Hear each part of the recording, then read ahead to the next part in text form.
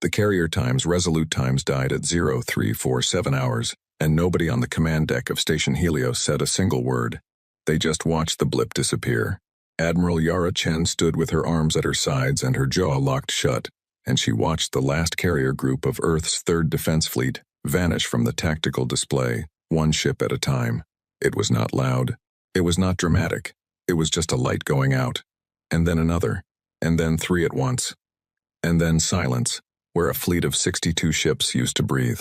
Blip, blip, blip. Gone. Her communications officer, a young man named Reyes who had not slept in 31 hours, turned from his console and looked at her like a dog looking at its owner after something breaks, like he was waiting for her to tell him it was fixable. She did not tell him that. She walked to the observation window instead. Luna sat below them, gray and patient, and unbothered, the way dead things are unbothered by the business of the living. The conclave ships were out there past the moon's far edge, past the debris field that used to be Admiral Goretti's strike wing, past the wreckage of 3 years of fighting. They were not rushing. They had no reason to rush. They had dismantled 31 civilizations before Earth, and not one of them had made the conclave hurry. Chen pressed 2 fingers to the glass. The glass was cold. She pulled her hand back and returned to her station. "Get me Geneva," she said. The bunker under Geneva smelled like recycled air and burned coffee, and the particular human smell that comes from 40 people sharing a space and pretending they are not afraid. The UN Emergency Council had been in continuous session for 9 days. The table was covered in paper, actual paper, printed reports.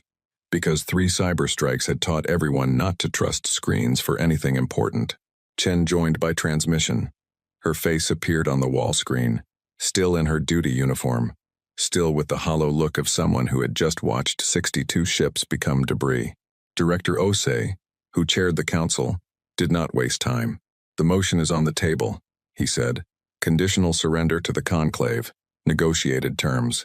We preserve civilian infrastructure. We preserve a portion of the population." He paused. "We stop losing people." The room was quiet in the way rooms get quiet when everyone already knows the vote, and nobody wants to be the first to say it out loud. 9 votes for, 4 against. Chen was one of the 4. She did not make a speech. She had watched too many speeches die in the last 3 years to believe in them anymore. She simply said what she knew. "Their terms have never once produced a surviving civilization," she said. 31 species took those terms. Ask them how it went." "We cannot ask them," said a man named Beaumont, representing what was left of the European bloc. "That is precisely the problem." "Yes," Chen said. "It is." The vote was taken, 9-4. The resolution passed. The official record of the session noted the vote, the time, the names of the dissenting members, and in a field marked times additional comments, which most members left blank. Chen's 3-word entry. "We don't kneel." The conclave gave them 6 hours to broadcast formal acceptance of the terms. Those 6 hours were the quietest 6 hours Earth had experienced in 3 years of war. The orbital defense platforms that still functioned were silent. The remaining warships held position, and did not fire, and did not move. The cities that had not been struck were dark, conserving power, waiting. In a monitoring station on the edge of the Helios array, a junior analyst named Priya Vasquez was on hour 14 of a 16-hour shift, reviewing long-range gravitational data. It was not glamorous work. It was the kind of work that made your eyes feel like they were full of sand and made you dream in numbers on the nights you actually got to sleep. She was running a standard sweep of the outer system, routine, mechanical, the kind of task a person does with half their brain while the other half thinks about whether there is any food left in the break room when she saw it. A gravitational anomaly. Edge of the system. Deep past Neptune. Past the scattered disk. Out in the dark where nothing was supposed to be. It was not large. On her display it was a small irregularity. The kind of thing that gets generated by instrument drift or cosmic background noise or a dozen other boring explanations. She almost moved past it. She didn't. Something about the shape of it was wrong. Natural anomalies had a randomness to their edges.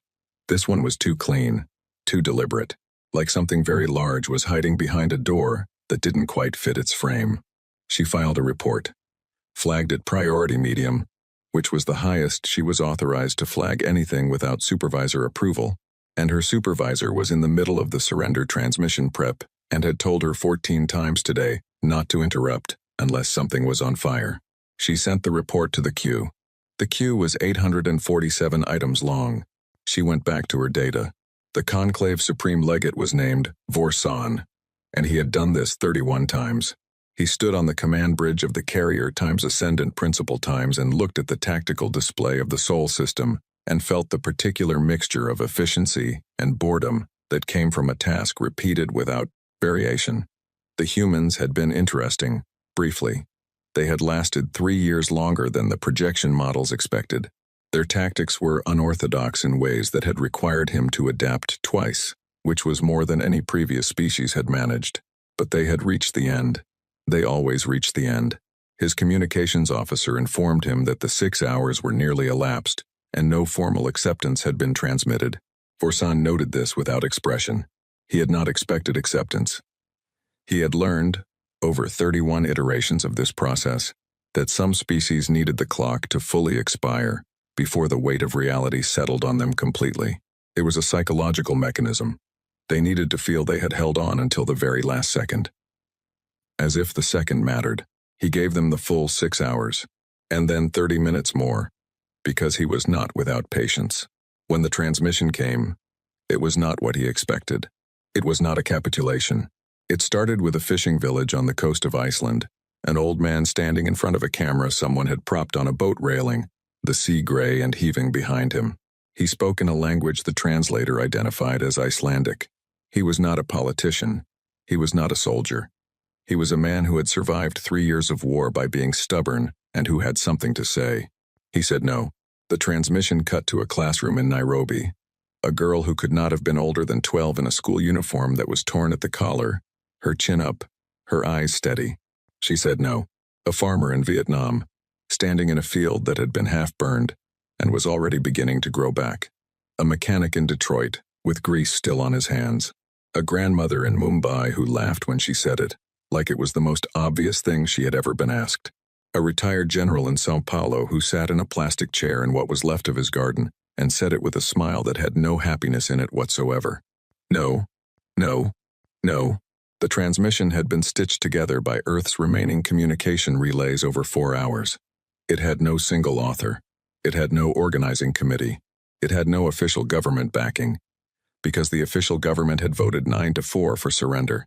It was just people, from everywhere, that still had power and a camera, saying the same word in 300 different languages. It ran for 40 minutes. Vorsan watched it once. He watched it again. His tactical officer stood at his station and said nothing, because the tactical officer had learned, in 7 years of service under Vorsan, that there were moments when speaking was the wrong choice. This was one of those moments. Vorsan watched it a third time. He was not sure why.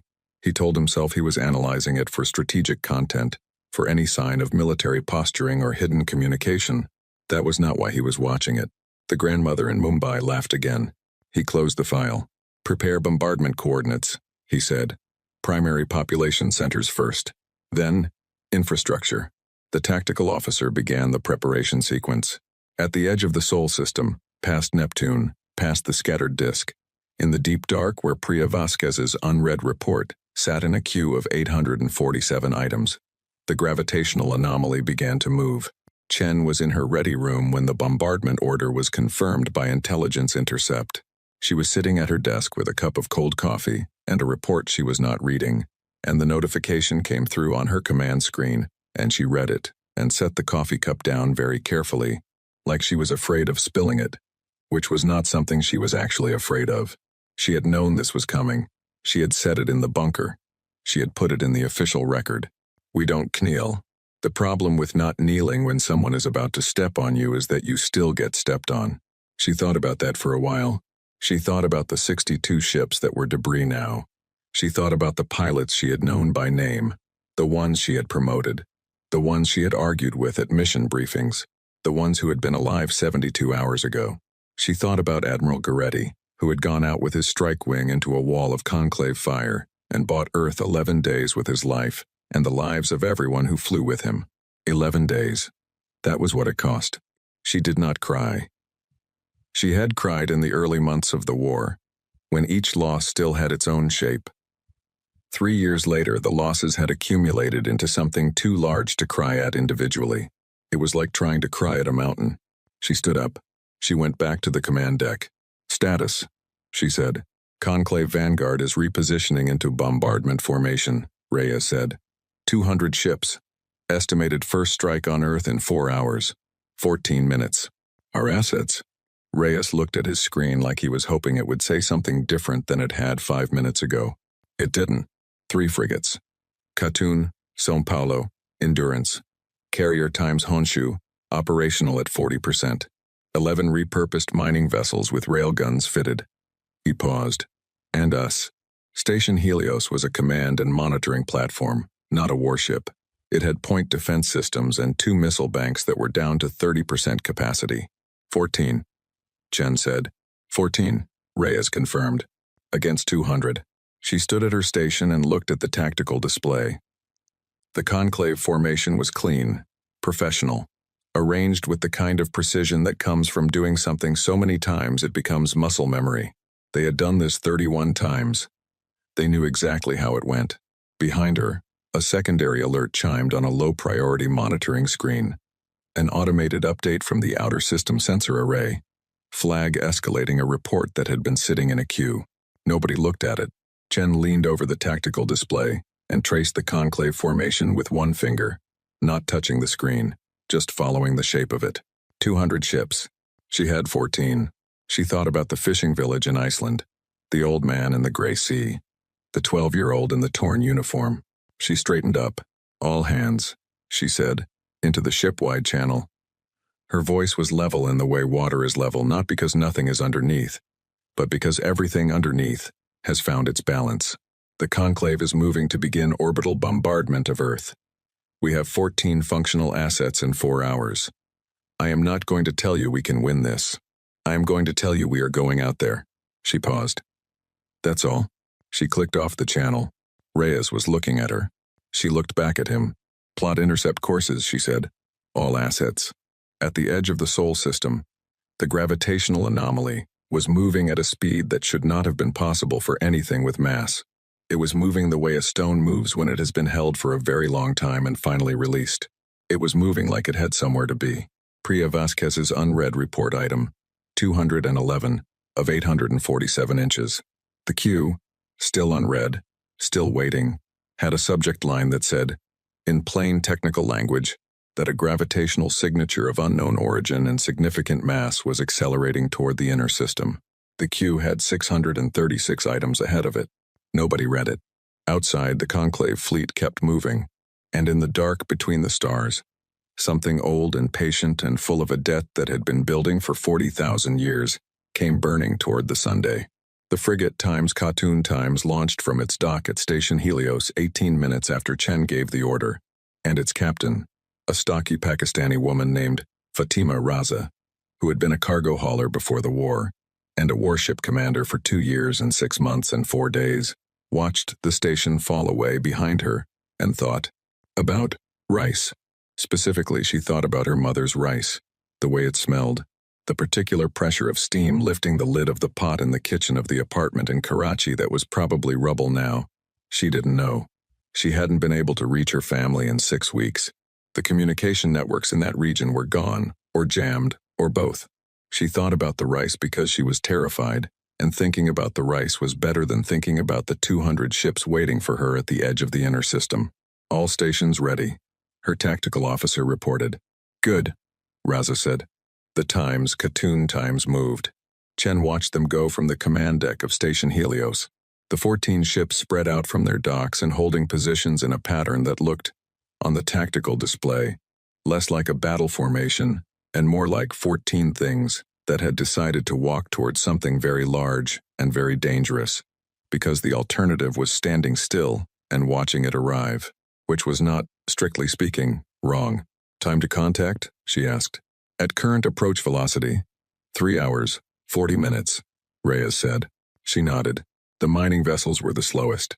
They had been built for hauling ore between the asteroid belt and the processing stations at Mars, and their engines were enormous, but their acceleration was gradual and ponderous, like convincing a mountain to move. The railguns bolted to their cargo frames looked wrong.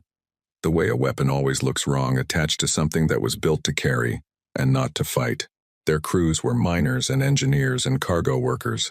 3 of them had any prior military experience. The rest had signed up in the last 6 months. In the last year, as the war ground closer, and the difference between civilian and soldier stopped meaning what it used to mean, Chen had met some of them. She remembered a man named Bautista, a cargo engineer from one of the Mars stations, who had shaken her hand in a docking corridor and said, with the flat certainty of someone stating a fact rather than making a decision, "They're not getting to Earth while I'm still flying." He was out there now, in one of those slow, enormous mining haulers, moving toward 200 Conclave warships. She looked away from the display. She had learned, in 3 years, not to count.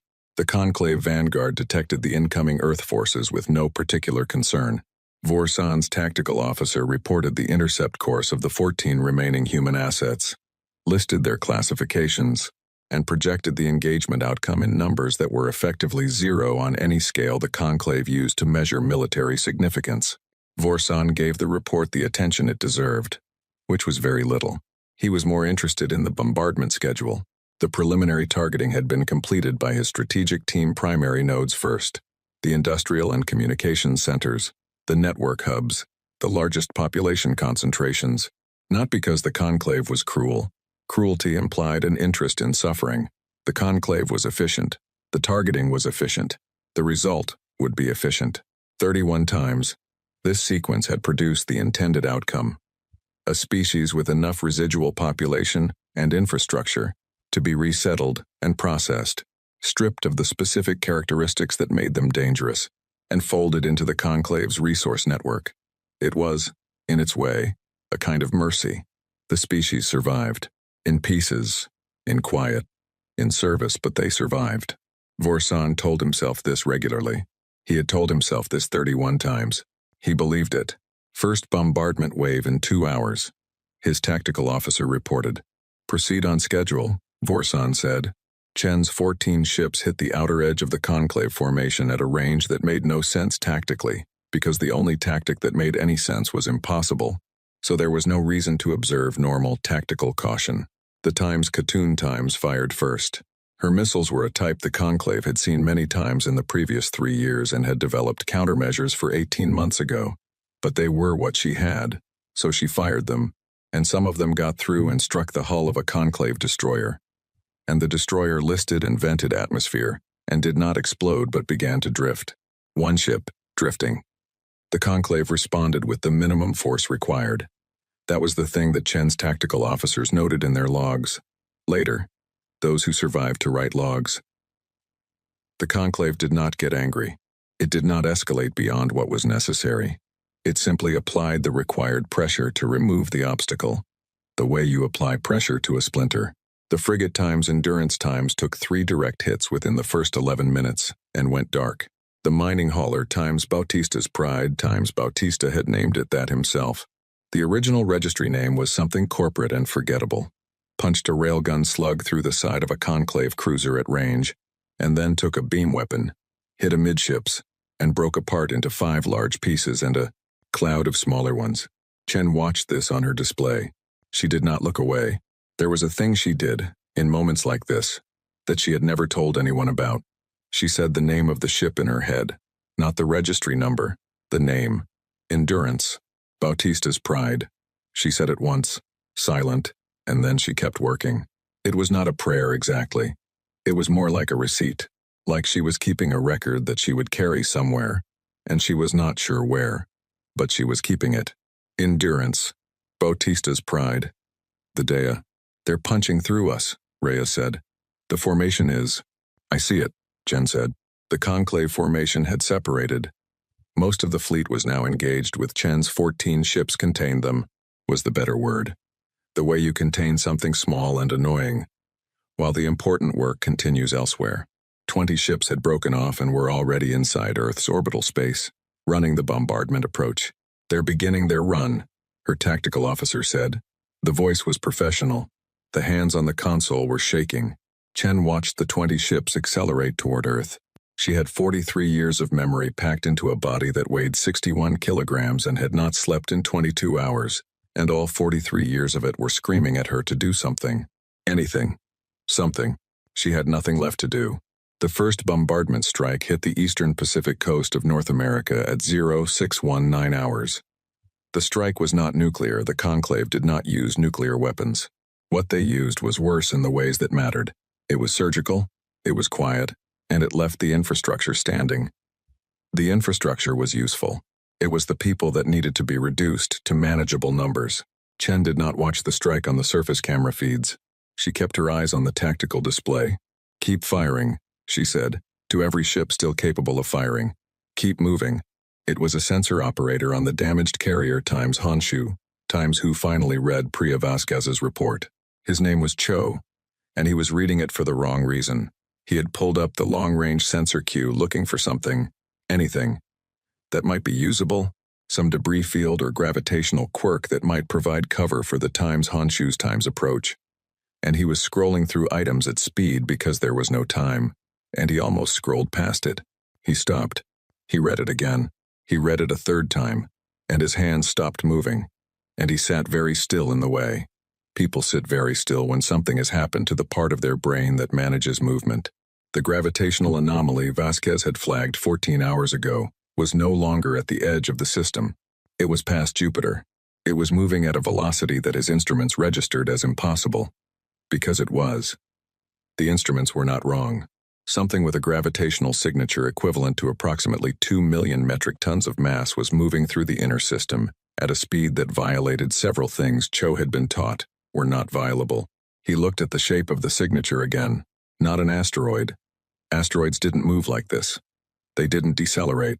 They didn't adjust their approach vector in real time the way this thing was adjusting, subtly, by small degrees, like something that knew where it was going and was lining itself up with precision. He opened a channel to Station Helios. "Admiral Chen," he said, "we have something on long-range sensors." Chen looked at the data Cho transmitted and said nothing for a long moment. Something was coming in from the outer system, past Jupiter now, moving fast, moving with intent, moving in a way that nothing she knew how to classify moved. "Can we identify it?" she asked. "No classification match in any database," Cho said. "Human or captured, Conclave." She looked at the shape of the gravitational signature on her display. It was enormous. "Is it heading for us?" she asked. There was a pause. "No, Admiral," Cho said. "It's heading for them." She looked up at the main display. The Conclave formation. 200 ships, 20 of them currently executing an orbital bombardment of Earth. She looked back at the anomaly. It was past Jupiter and still accelerating. Reyes turned from his station and looked at her. His eyes had a question in them that he did not know how to put in words. She saw it and she did not have an answer for him, so she did what she always did when she did not have an answer, which was to find the next thing she could actually do and do that instead. "All ships, stay in formation," she said. "Keep pressure on the flank." But she kept one eye on the anomaly. It was moving the way things move when they are very certain of something. Vorsan noticed the anomaly 12 minutes later. His long-range sensors were better than anything Earth operated, and the anomaly had been on the outer edge of their detection range. And his sensor teams had filed it as a natural occurrence, a drifting mass from the outer system, and moved on because there was no reason to think otherwise. There was now. His senior sensor analyst came to him directly, which was unusual. Analysts sent reports through the chain. They did not come in person unless the thing they were reporting was too large or too strange for a report to contain it properly. The analyst put the data on Vorsan's personal display and stood back. Vorsan looked at it. He looked at it for a long time. The mass, the speed, the directional precision, the way it was coming in not from a natural orbital path but from a specific vector, a chosen vector, aimed at a specific point in space that happened to be the center of his fleet's current formation. "Classification?" he asked. "No match," the analyst said. "We have run the signature against the full Conclave xenographic database. There is no registered species with this type of vessel." Vorsan kept looking at the data. 31 civilizations. He had processed 31 civilizations. He knew the vessel signatures of every species currently in Conclave space, every species on record, every species in the historical database going back 600 years. "No match." "Alert the fleet," he said. Defensive formation. The analyst left. Vorsan remained at his display, past Jupiter, moving with perfect calm.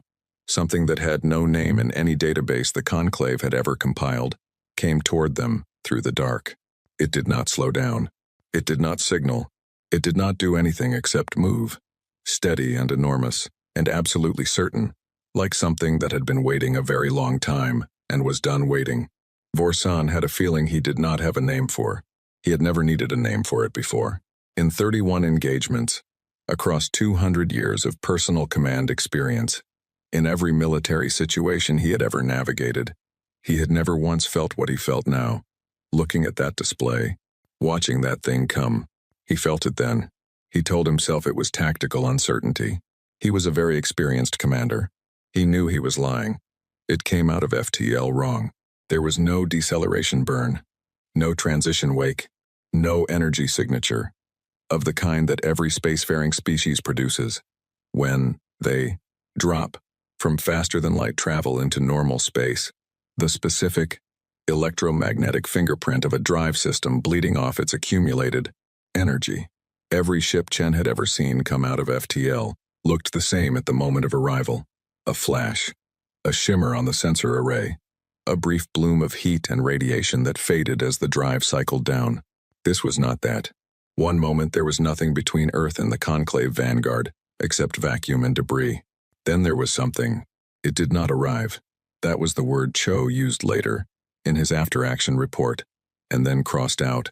Because times arrived, times implied a journey with a visible ending. What it did was closer to the way a word appears when you suddenly remember it present, whole, and clearly having existed the entire time even though you couldn't see it a moment before. It was simply there. And it was enormous. The displacement wave hit Cho's instruments first, before his eyes registered anything on the visual feed. The sensors screamed, not an alarm tone, just raw data, moving faster than the display systems could parse it.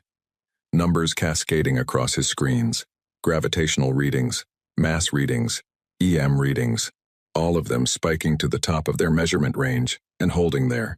He grabbed the edge of his console. The times Honshu times shuddered, not from a strike, from the wave. The wave was physical, a compression in space that moved outward from the point of arrival at a speed just below light and hit the carrier like a slow slap from a very large hand. The lights flickered. 3 crew members who were not holding on to something fell. Cho looked at his visual feed. The ship sat between Earth and the Conclave formation the way a door sits in a frame. Not blocking in the sense of geometry, space is large, and the Conclave formation was spread across thousands of kilometers, and no single physical object could geometrically block all of it, but blocking in the sense of statement. The way a person stands between something dangerous and something they have decided to protect. He tried to measure it. His instruments gave him numbers, and then he looked at the numbers and his brain declined to process them, the way a calculator refuses a number too large for its display. He tried again. Same numbers. He leaned back in his seat. He said a word that he would later not remember saying. 3 Conclave destroyers on the inner edge of the formation had been in the path of the displacement wave. They were not struck. They were simply pushed, the way a raft is pushed by a wave on a lake, steady and irresistible, and they drifted off their assigned coordinates by 60, 80, 100 kilometers before their pilots corrected. On the bridge of the time's ascendant principle, every alarm that Vorsan's ship possessed began speaking at once. He did not look at the alarms. He looked at the tactical display. The ship on his display had no designation. His identification systems were cycling through the database at maximum speed, running the hull profile, the mass signature, the material composition readings from his long-range sensors, checking and rechecking against every record in the Conclave's xenographic archive, which contained the profiles of every known vessel type from every known civilization, going back 600 years of Conclave history. Cycling, no match. Weapon status, Vorsan said. All weapons online, his tactical officer reported. Targeting is having difficulty achieving a lock. The hull material is the sensors are returning inconsistent readings. What material? We don't know what it is. Vorsan absorbed this without expression. The hull of the ship on his display was not plated in any alloy or composite or material his sensors knew how to read. They were returning the closest approximation they could manage, which was several different answers at once, which meant the answer was none of them. The material was genuinely unknown, not a variant of a known material, not a material the Conclave had encountered and classified, something else entirely. The ship's geometry was the other thing. Most ships look aggressive or passive. Weapons, placement, and hull design tend to signal intent the way body language signals intent. A ship built for combat looks like a thing built for combat. A ship built for transport looks like a thing built for transport. This ship looked like it had been built to time's last. The hull plating was not arranged to maximize weapon coverage or to minimize profile against radar. It was arranged to be immovable, layered and reinforced in the way that ancient structures are reinforced the way the very old things, the things built before the concept of obsolescence existed, are built. Not for the next battle, for the next 1,000 years. It radiated the specific arrogance of something very old that has outlasted everything that ever tried to end it. Any signal activity? Vorsan asked. It is transmitting, his communications officer said. All frequencies, broad spectrum. Language? There was a pause, a longer pause than he expected. He turned and looked at his communications officer, who was a conclave species named Vel Ra, 10 years in this post, who had processed transmissions in 47 known languages, and had never, in Vorsan's experience, shown visible distress at her station. She was showing visible distress. The languages. She stopped. Started again. I'm running it through the archive. It is giving me a match. But the match is, what language? She looked at him. Veil, she said. The bridge of the times ascendant principal times went silent in the specific way that a room goes silent not when nothing is happening but when something is happening that nobody has prepared for. Vorsan stood at his station and did not move. The vial. Every species in the conclave knew the word. Some species' histories contained it as a geographic reference. The veil had occupied a system near what was now conclave core space, 40,000 years ago. So far back that the star itself had changed in the interval since. Some species' histories contained it as a myth, the ancient ones, the Watchers, the civilization that appeared at the edge of recorded history, and then receded into it before anyone could study them closely. The Velsa, who were among the conclave's founding species, had religious texts that mentioned the veil. The texts were old. The word had not been applied to a living civilization in the time since the Velsa had learned to count. The Vial were not a present thing. They were a past thing. They were the oldest name anyone knew, applied to something that had gone quiet before most current species had achieved basic metallurgy. And one of their ships was sitting between his fleet and Earth, transmitting on all frequencies in a language that the Conclave's archive classified as extinct, culture, terminated, estimated 40,000 years prior. Full translation, Vorsan said. His communications officer's hands moved over her console. The archive's translation subroutine for dead languages was slower than for living ones. It worked from historical fragments, from texts that later species had found and partially decoded, from linguistic archaeology spanning thousands of years. It took 3 minutes. 3 minutes in which nobody on the bridge of the time's ascendant principal time spoke. The translation appeared on the main screen. 6 words. The dead is old. We remember. Vorsan read the 6 words. He was a being of significant experience and rational disposition. He had commanded fleets for 200 years. He had reduced 31 civilizations to manageable states and had done so with the steady certainty of someone who has never had a reason to doubt the outcome. He was not given to alarm. He was not given to superstition or sentiment. He read the 6 words again. On the tactical display, the Veil ship had not moved. It sat between his fleet and Earth, with the specific stillness of something that does not feel the need to explain itself through movement. Its weapon systems, if it had weapons, which his sensors could neither confirm nor deny, were not visible in any configuration he recognized. The hull gave his targeting systems nothing reliable to lock onto. He had 200 ships. He looked at the shape of that hull again. He looked at the material his sensors couldn't read. He looked at a ship that had emerged from FTL without a transition signature, at a speed that violated everything he understood about how mass and energy behave. Something very ancient had used a language that had been dead for 40,000 years to say 6 words to him. He understood the words. Syntactically, mechanically. Through the archive's best approximation of the Veil lexicon, he understood them. What he did not understand was the other thing the words contained, the thing under the words, the weight they carried. He was beginning to understand it. "Get me the historical record," he said. "Everything we have on the Veil." His communications officer looked at him. "The full record, sir?" "Everything." Chen saw the ship at the same moment every other ship in the system did. It appeared on her visual feed and she looked at it, and then she looked at the dimensions Cho's instruments were measuring, and then she sat down, because her legs made a decision without asking her. She sat in her command chair and looked at the thing on her screen. It was between Earth and the Conclave fleet. It was enormous. It was like nothing she had ever seen in 3 years of war, or in 43 years of life before the war, or in any database or historical record, or classified intelligence briefing she had ever been given access to. It had come out of nowhere. It had put itself between Earth and the thing trying to destroy Earth. She did not know what it was. She did not know where it had come from. She did not know what the 6 words meant, which were now being picked up and translated by every Earth system still capable of receiving and processing them. "The debt is old, we remember." She stayed seated for 7 seconds. Then she stood up. "All ships, hold position," she said. "Do not fire, do not approach, maintain current coordinates." "What is it?"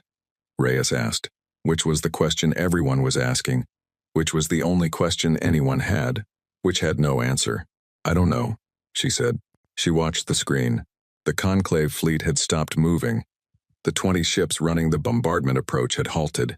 The main formation was reshaping into something defensive, a tightening of ranks, a closing of gaps, the formation of a fleet that has encountered something it was not prepared for and is buying time to think. They were afraid.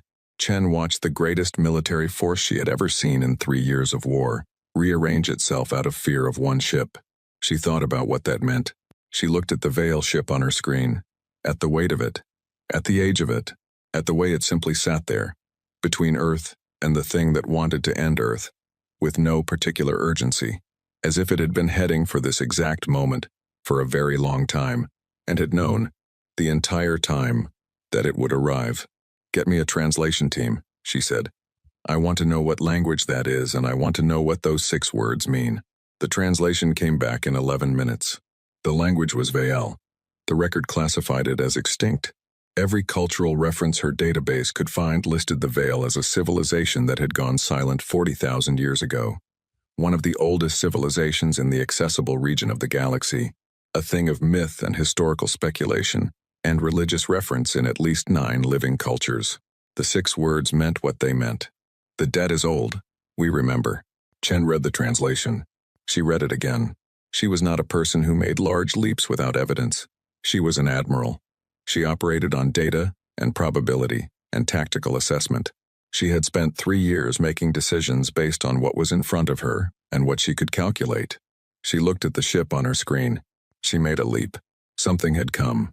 Something very old, from very far, had come to where Earth was dying and put itself between Earth and the thing killing it, and said, "Times we remember, times in a language that had not been spoken in 40,000 years. Whatever the debt was, she did not know. Whatever the memory was, she did not know. But something remembered. She sat with that for a moment. Outside, the Conclave formation was completely still. The bombardment had stopped. The 20 approach ships had not resumed their run. The entire fleet of 200 was motionless in a way that Chen had not seen any Conclave fleet be motionless in 3 years. The Veil ship broadcast on all frequencies and waited. Vorsan read his historical record, and somewhere, in the record in a fragment of an ancient text, recovered centuries ago from the ruins of a system that had once been vile space, in a passage that referenced humanity's ancestors, in a description so ancient that the humans being described were not yet anatomically modern, not yet farming, not yet anything that their own historians would recognize as civilization. He found the debt. He stared at it. He read it again.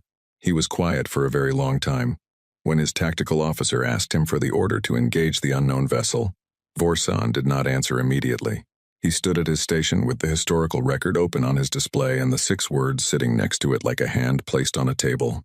Steady, unhurried, not threatening, waiting. "Sir," his tactical officer said. "Your order?" Vorsan closed the record. "Hold position," he said. The tactical officer blinked. Sir, hold position, he said again. He needed to think. He needed to think about 40,000 years in 6 words and what it meant that something this old had decided, after this much time, that right now was when the debt came due. He needed to think about that very carefully. Outside, between his fleet and a planet of 8 billion humans, who had spent 6 hours broadcasting the word times no times in 300 languages, the ancient ship sat in the silence of space and waited for him to finish thinking. It was in no hurry. It had waited 40,000 years. It could wait a little longer. The Conclave moved first. Not Vorsan's ship. Not the Vanguard. A destroyer at the edge of the formation. One of the ships that had been knocked off course by the displacement wave.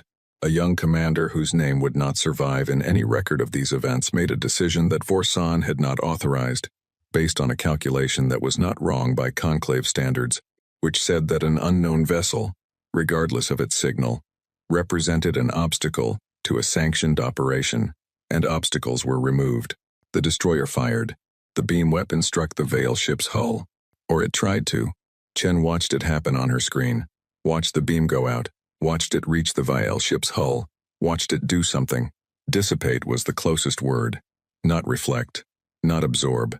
The energy arrived at the hull and ceased to be what it had been. The way a word ceases to be a word when you say it too many times. The hull did not glow. It did not scar. It did nothing except continue to exist, unmodified, as if the beam had been a strong wind and the hull was a mountain that had been dealing with strong winds for longer than the concept of wind had existed. Reyes made a sound that was not a word. The Veil ship responded. It did not respond the way Chen expected. She had been watching the hull for weapon ports, for the kind of obvious external architecture that combat vessels display: the barrels, the emitters, the ports, the physical evidence of a weapon system. She had not found any. She had assumed, somewhere in the back of her mind, that a ship this old and this large would respond to fire, with something visible and dramatic. What happened was almost quiet. The Conclave destroyer, a 100-meter vessel, well-armored, one of the fleet's standard combat configurations, stopped working. Not in the way a ship stops working when it takes a weapon strike, with explosions and venting atmosphere and visible catastrophic failure. It stopped the way a watch stops when the spring breaks. Section by section, the drives went first, then the weapons, then the life support shifted to emergency mode, then the lights inside the ship, visible through the viewports on Chen's magnified screen, went to emergency red. The crew was alive. The ship was not a threat. It took 11 seconds. Then the Veil ship was still again.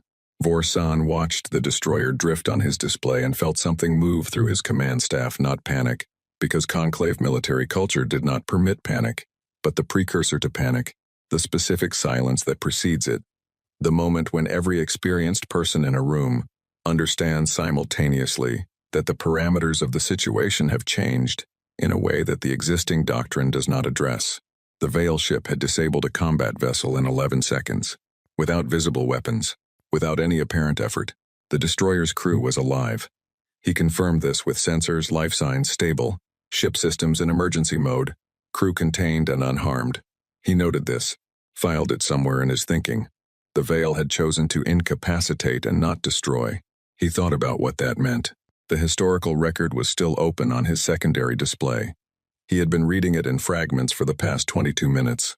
What he had found there was not reassuring in any operational sense. The Veil had been, 40,000 years ago, a civilization so advanced that the civilizations which came after them, including the founding species of what would become the Conclave, had found their abandoned infrastructure and mistaken it for natural, geological formations, had lived in their ruins for generations without recognizing them as constructed things. The ruins were too well made, too permanent, too outside the frame of reference of what younger civilizations considered possible. What the Veil had built, they had built to last. What they had done thoroughly. He thought about the hull that dissipated energy beams. He thought about the 11 seconds. He thought about 31 civilizations, processed efficiently, and about the fact that this was the first time in 31 civilizations that something had been waiting at the end of the process. "Hold all fire," he said.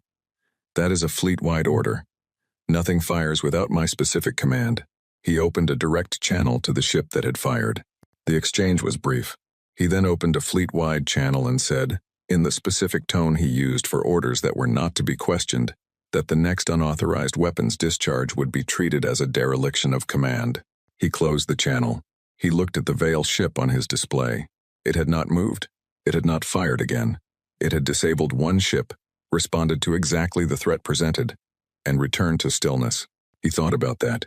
Then it opened a new channel. Not a broad transmission this time. A directed signal, aimed at one specific ship in the system. It was aimed at Chen's station Helios. Chen's communication system registered the incoming signal and she told Reyes to put it through, and he did, and for a moment, there was only static. The kind of static that happens when two systems are trying to find a common ground between two very different means of communication. The electronic equivalent of two people speaking different languages and trying to figure out which words they share.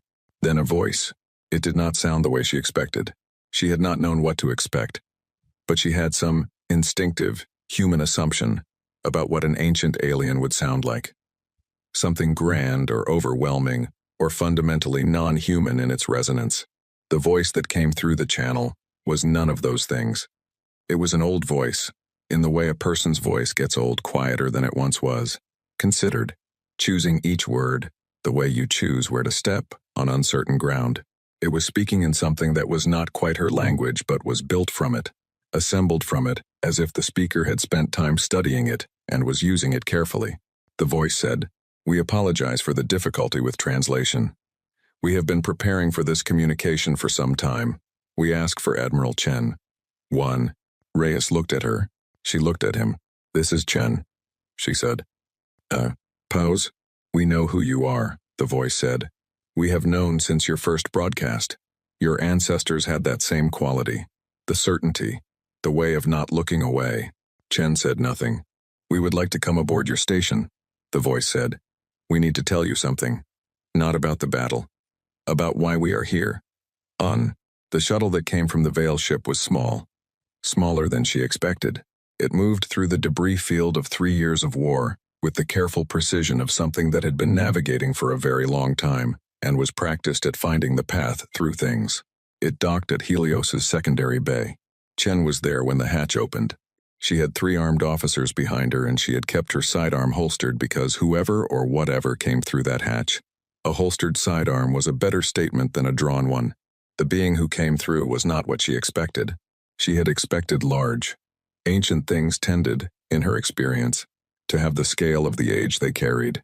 The Veil, who stepped through the hatch, was small, smaller than Chen, who was not tall, narrow in the way of something that had once been more substantial and had been worn down by time to its essential structure.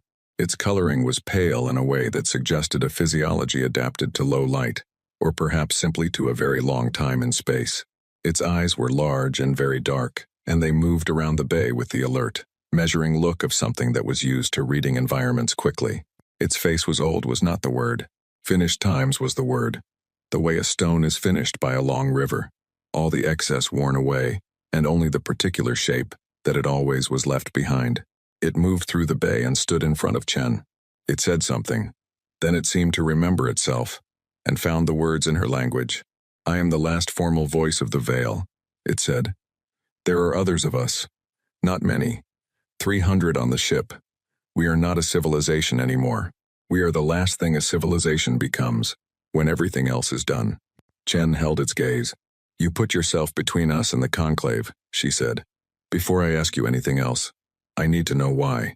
The Veil was quiet for a moment. "Yes," it said. "You deserve that first." What it told her took 40 minutes. 40,000 years ago, the Veil were ending. Not in the dramatic way of civilizations that destroy themselves with war or ecological collapse, though they had experienced both of those in earlier periods. They were ending in the slower way, the quieter way, the way of a thing that has done everything it set out to do, and has nothing left that it knows how to want. Their population had declined across 8,000 years of that particular exhaustion. Their colonies had gone dark, not from disaster but from a decision, repeated individually by billions of beings across centuries, that continuing was not worth the cost. The last colony ship carried 4,000 survivors, engineers, doctors, historians, Children. They were heading for a system on the outer edge of vile space. The last viable world they knew. A last attempt at a different answer to the question that had been killing them. The drive failed. Not dramatically. Not catastrophically. A cascading series of small failures. The kind that build up over long voyages when a civilization no longer has the industrial base to produce perfectly manufactured components. The ship came out of FTL in the wrong system, traveling at a fraction of its intended speed. Its drive irreparably compromised. Its crew alive, but stranded. The system had a single habitable world. The third planet. It had life. The creatures on that planet had no name for themselves that the Veil's surviving linguists could parse. They were pre-agricultural, pre-settled. They lived in small groups, moved with the seasons, had been on that planet for hundreds of thousands of years in various forms and were currently in a form that was becoming, something. The Veil scientists recognized the specific developmental signature, a species in the long accelerating ramp toward cognitive complexity. They were nothing yet. They were not even the earliest civilizations. They were before the concept of civilization existed. The Veil colony ship put down near the coast of a large continent and began to die slowly, as stranded ships do, the systems failing piece by piece as the things that could not be repaired stopped working. The creatures on the shore noticed. They did not understand what the ship was. They were not capable of understanding what the ship was. They had no framework for understanding what the ship was.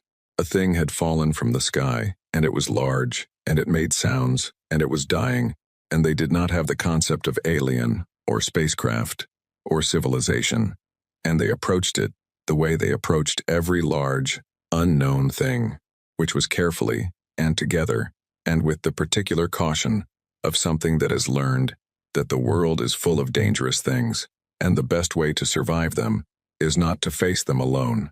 They brought food. The food was wrong. Veil biology could not process most of it, but they brought it. They built fires on the shore, within sight of the ship's viewports. Fires that the Veil inside understood were intended as warmth and as signal. They did not understand what the beings inside the ship were. They understood that something was in distress, and that distress, in their experience, was something you moved toward, not away from. Several of them died defending the crash site. There were large predators in that region, and the colony ship's location attracted them, and the creatures on the shore killed predators that were not threatening them, that were too large and dangerous for creatures their size to face, without significant risk, because the large dying thing needed to not have predators around it. They had no concept of debt. They had no concept of species. They had no concept of the difference between one kind of living thing and another kind of living thing in any categorical sense that their cognitive structure could yet hold. They just helped because something needed help. The voice of the Veil stopped. Chen realized she had not moved in a long time. She was standing in the middle of the bay, and her 3 armed officers behind her were equally still, and nobody had spoken in a very long time. "The survivors," she said. "Your people. What happened to them?" "They lived," the voice said. "Not for long, by Veil standards. Fewer than 300 years. Not enough to rebuild. Not enough to call for help that could reach them in time. But they lived, and they kept records. And they sent a signal, eventually, with the last of the ship's power." A pause. "We received that signal. It took 11,000 years to reach us." "And the creatures," Chen said. "On the shore." "On the shore." The voice looked at her. "They became many things over 40,000 years," it said. "They became farmers, and cities, and wars, and music, and science, and questions without answers. They became everything they were going to become, because of those extra 300 years." It paused. "They became you." Chen looked at it. The thing in front of her was the last of a civilization older than human consciousness. It had come 40,000 years and an uncountable distance to stand in this bay and say those words. She did not speak for a while. Outside, the battle was still happening. Not here. The conclave had halted around Helios, but on the other side of the formation, Chen's remaining ships were still under fire, and she could hear it in the background of her tactical feed, the voices of her crew reporting contact and damage and returning fire. She thought about the fishing village in Iceland, the 12-year-old in the torn uniform, the grandmother who laughed. She thought about creatures who didn't have a word for stranger, standing on a shore at night with fires they'd built for something that fell from the sky. She thought about what it costs to help something when you don't know what it is, and you don't know if it will help you back, and you have nothing to gain, and you do it anyway. We didn't know, she said. It was not a question. It was not anything in particular. Just a thing she needed to say. No, the voice said. You never know. That is the point of it. Chen looked at the voice for a long moment. Then she turned to her officers. Get me a line to every ship still flying, she said. We're going back out.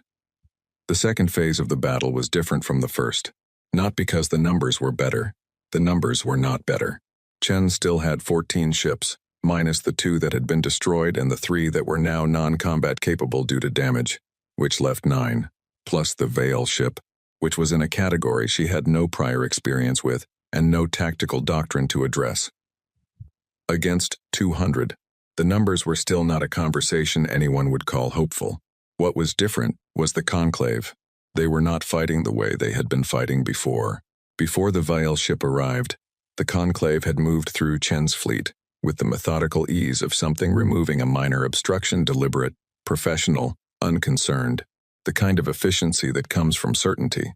They had known what they were doing, and they had known how it would end, and they had done it accordingly. They were not certain anymore.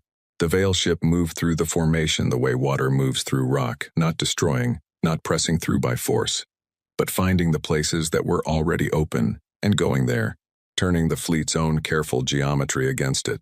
The Conclave ships had been arranged in a formation designed for planetary bombardment, not for engagement with an adversary who had come from the inside of their own perimeter. They adjusted, they tightened, and in tightening they got in each other's way. Chen's 9 ships hit the gaps. Not because 9 ships against 198 suddenly became a winning proposition, because chaos is the great equalizer, and the Conclave, which had never operated in chaos before, was discovering that the doctrine it had refined over 31 civilizations was built for a situation that no longer existed. The Times, Khatun Times, ran a pass through the flank of the formation and came out the other side, with 2 Conclave destroyers following her, and one of the remaining mining haulers cutting across her wake and putting a railgun slug through the lead destroyer's drive housing. The destroyer spun. The second one had to avoid it. The mining hauler was gone a second later. A beam weapon hit that took off its entire forward section, but it had bought the Times, Khatun Times, clear air, and Raza used it without hesitating, coming around for another run before the formation could close. Chen watched this from her command deck and said nothing for a long time and then said, Raza, break right after your next pass. Don't let them cut off your exit. Already planned for it, Raza said, over the comm. Her voice was completely level. Chen noted this and filed it in the part of herself that kept track of certain things and then returned to the tactical display. The Veil ship was taking damage. It had been taking damage since the Conclave found weapons configurations that produced effects the hull's material could not simply dissipate. The hull was extraordinary. The hull was, by the evidence of Chen's sensors, built from something that should not have been possible to build from, and should not have been possible to machine into hull plating, and should not have been possible to maintain in that configuration for 40,000 years. But it had limits. The Conclave had a combined weapons archive representing 31 civilizations of military technology development, and they were cycling through that archive at speed, trying different configurations, different frequencies, different types of energy, and kinetic impact. Some of them worked, not the way conventional weapons work on conventional hulls. But the Veil ship was large, and even a material that resists conventional damage takes cumulative punishment, from 40 ships firing simultaneously, and after 90 minutes of engagement, Chen's sensors were reporting that sections of the Veil ship's hull were showing structural irregularities, and that the ship's power output, which had been constant since it arrived, was beginning to fluctuate. It was not invincible. It had never claimed to be. It had claimed, in 6 words, to remember a debt. It was paying the debt with everything it had. Vorsan watched the engagement from the Times' ascendant principal times and thought about the historical record. He was a rational being. He had always been a rational being. His career, his record, his 200 years of command were all evidence of a mind that evaluated situations on their practical components and made decisions accordingly. He did not do things because of feelings. He did things because they were correct. The historical record was a practical document. It was a fragment of a veil text, recovered from ruins in a system that the Conclave's own founding species had settled, without knowing whose ruins they were living in. The fragment described, in the spare and precise language of veil historical record-keeping, the loss of a colony ship and the behavior of the indigenous species of the third planet of the target system. The fragment did not use the word kindness. Veil language had many words that the archive's translation subroutine rendered as times kindness, and each of them meant something different. The word in this fragment was the one the subroutine flagged as closest to times kindness given without capacity for calculation, times kindness that could not have been strategic because the beings giving it lacked the cognitive framework for strategy in any recognizable sense. They had helped, not because they knew what the veil were or what the situation was or what might come of it. They had helped because something was suffering, and they were present, and helping was what you did. Vorsan had processed 31 civilizations. He had seen civilizations that were militarily strong, and civilizations that were intellectually advanced, and civilizations that had developed extraordinary technologies, and civilizations that had built structures of remarkable beauty. He had processed all of them. All of them had, in the end, made the calculation that survival within the Conclave's terms was preferable to the alternative. He had never, in 31 civilizations, encountered the word, the Vial fragment used. He had encountered it now. He watched the Vial ship take damage.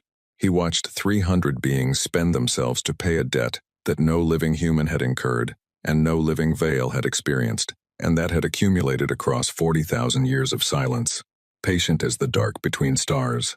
He watched the mining haulers ore carriers, built for cargo, crewed by people who had been miners and engineers 6 months ago, run passes through his formation with the particular recklessness of people who have run out of options and decided that running out of options is not the same as running out of reasons. He thought for a long time. Then he opened a channel to the Vial ship. The Veil responded. The communication was long. Vorsan spoke, and the Vial spoke, and some of what was said was in Conclave standard, and some of it was in the recovered fragments of the Vial language that the Conclave's archive could approximate, and some of it was in the long language of silence between sentences where both parties are considering something that cannot be said quickly. When it was done, Vorsan closed the channel. He opened the fleet-wide channel. He gave the order. The Conclave fleet began withdrawing from Earth's orbital space at 1,142 hours, not in defeat. Vorsan was precise about this in his log, which was precise about everything, which was the only way he knew to keep records. The withdrawal was a strategic recalibration. The Conclave did not lose. The Conclave encountered a variable outside its existing model and adjusted its timeline accordingly. That was what the log said. What the log did not say. He had stood on the bridge of the Time's ascendant principle times and read about creatures who had never seen a star up close and probably never would, building fires on a shore at night for something dying and incomprehensible. And he had felt something in the architecture of his certainty shift. Not collapse. Shift. The way old buildings settle, not destroyed, but changed. Moved into a different alignment with themselves. He did not know what to do with that. He was not sure it was his to know what to do with. He withdrew the fleet to the edge of the system and opened a channel to what remained of Earth's government. And the message he sent was not short, and it was not simple. But its essential content was this. The Conclave's assessment of the human species was being reevaluated. The operation was suspended. The timeline for any resumption of operations was indefinite. The Conclave would be watching. He noted, in the log, that this was the first time in 31 civilizations that the operation had been suspended. He did not note the reason. He was not sure language had the right tools for the reason. He withdrew. The Veil ship held its position in high Earth orbit and stopped broadcasting and went quiet. Chen's sensors showed what the quiet meant. The drives were offline, not shut down, not in maintenance mode. Offline, the way things go. Offline, when the systems that run them have taken enough cumulative damage that they cannot run anymore.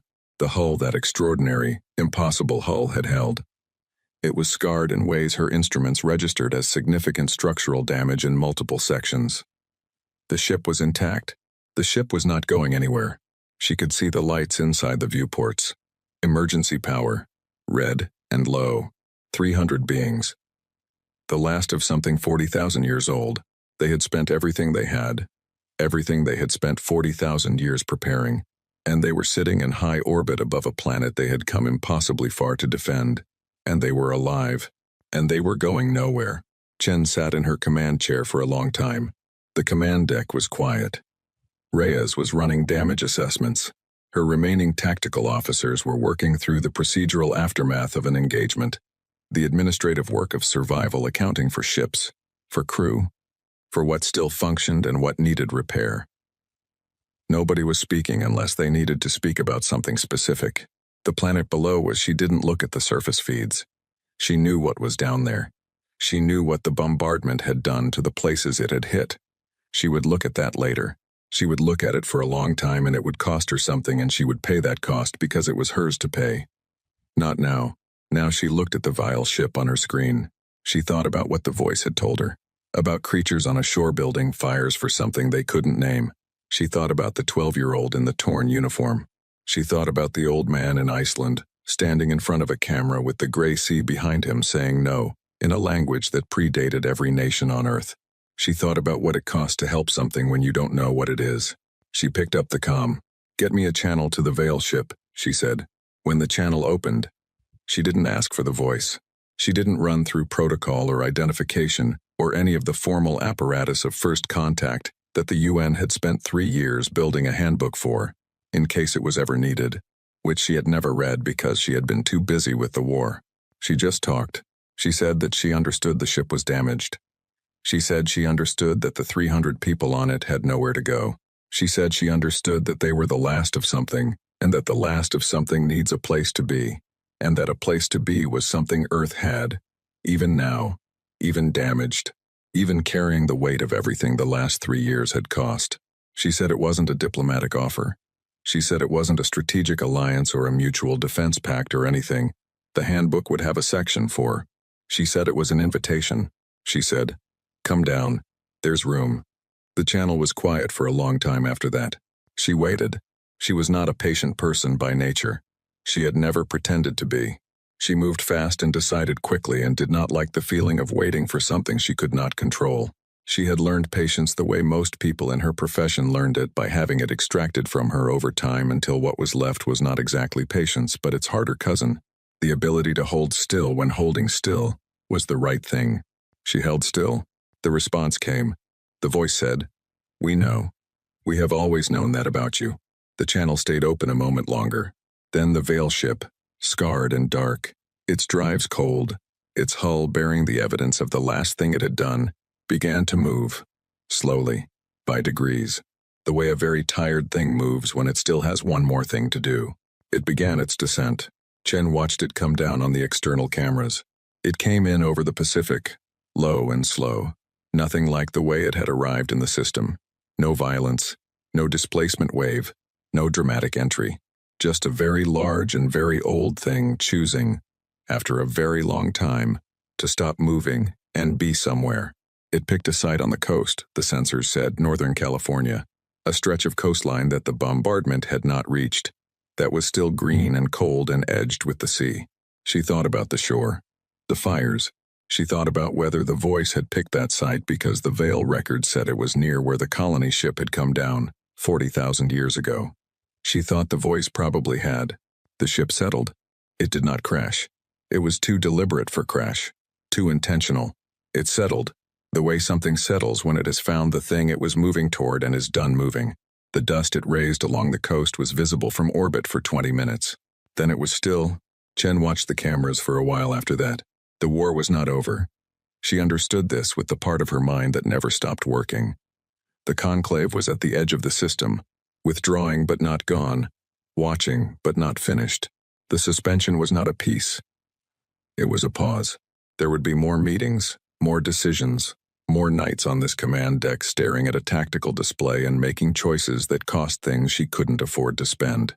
The conclave would watch, and the Veil ship sat on the coast of Northern California, still and quiet, and its 300 passengers were the oldest allies in the history of a species that had not known it, had allies, and outside on the shore, whatever coast, whatever night, whatever fire, something would always move toward the thing that needed help. That was the point of it. That was what the voice had said. Chen sat in her command chair for a long time. Then she stood up. There was work to do. She went back to it. In Geneva, in the bunker that still smelled like recycled air and burned coffee, Director Osei was looking at the transmission from the Conclave fleet that said, in clinical Conclave standard, that the operation was suspended pending re-evaluation. He read it 3 times. He read Chen's name in the supplementary report. He read the name of the Veil ship, which the Veil voice had provided, the returning.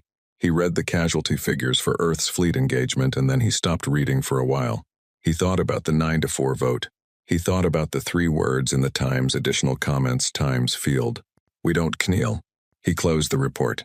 He sat in the bunker, under Geneva, with the weight of a species still on his shoulders, alive and damaged and stubbornly present. And outside somewhere an ancient ship had landed on the shore of the world it came back to pay a debt to. And the debt was still being paid, in the way that some debts are paid not once, but continuously, by everyone who inherits the memory of what was done.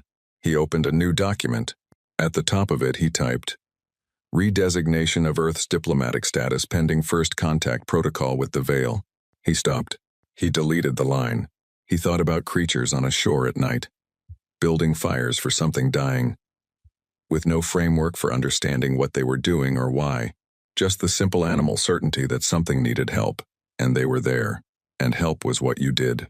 He typed instead, Statement of Gratitude to the Veil Draft 1. He sat with the blinking cursor for a moment.